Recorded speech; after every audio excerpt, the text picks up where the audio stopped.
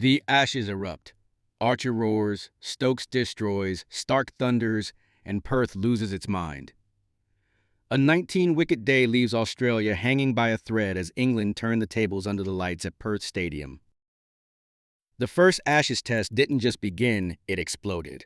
Perth Stadium sold out, sun burning over the green monster pitch, the air thick with expectation, and by stumps the scoreboard looked like someone had dropped it down a flight of stairs. England, 172. Australia, 123 for 9. 19 wickets. One day. Pure chaos. Australia cling on, 49 runs behind with only one wicket in the shed, and somehow England, after being routed by a Starc supernova, have ended the day on top. Starc sets Perth ablaze, Australia dreaming of a rout. Mitchell Starc walked into this test issuing warnings. Wrong pitch, wrong venue, wrong gamble from England.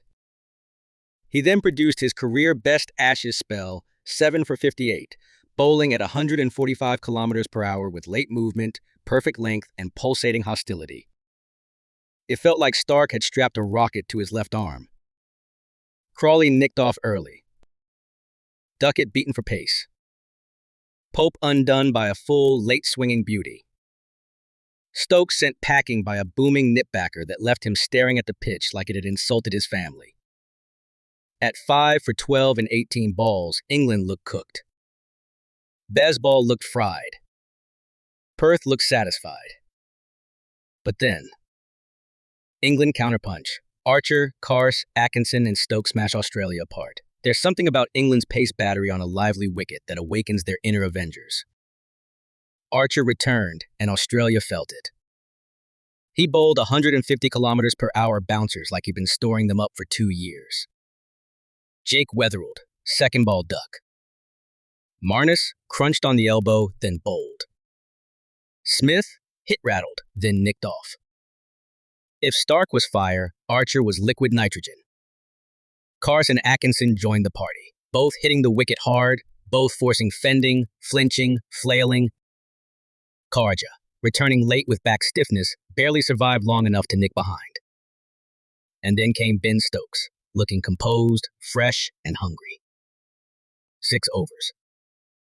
5 wickets. A spell straight from the leadership manual he hasn't written yet, but probably should. He ripped out head and green in 1 over, breaking the only Australian partnership that hinted at sanity. Momentum swung like a wrecking ball. England began the day looking clever. Then they looked naive. Then broken.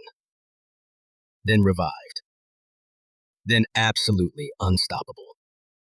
Perth, previously the home of stoic, long-haul cricket, witnessed a 32 over England innings, an Australian top order in pieces. 2 bowling spells that will live long in Ashes folklore.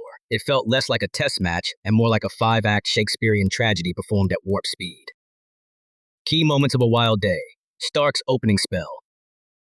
3 for 10 in his first 5 overs, leaving England flinching like it was 2015. Trent Bridge all over again. Brooke and Pope resist. A lively 55-run stand that briefly made Perth remember what batting looks like. Doggett's dream debut. 2 wickets including Brooke, after appealing like a man unsure he was allowed to. Archer terrorizes the top order, 145 to 150 kilometers per hour, bouncers, elbows screaming, helmets rattling. Stokes sideswipes the middle order. 5 for 23, and every ball a masterclass in game awareness. Australia in shambles at stumps. The home side ended at 123 for 9, and you could feel the tension in the air. Starc, after being the hero of the morning, walked off head down, shadowed by the reality that he may need to do it all over again just to keep Australia in the contest. What happens next? England smell blood.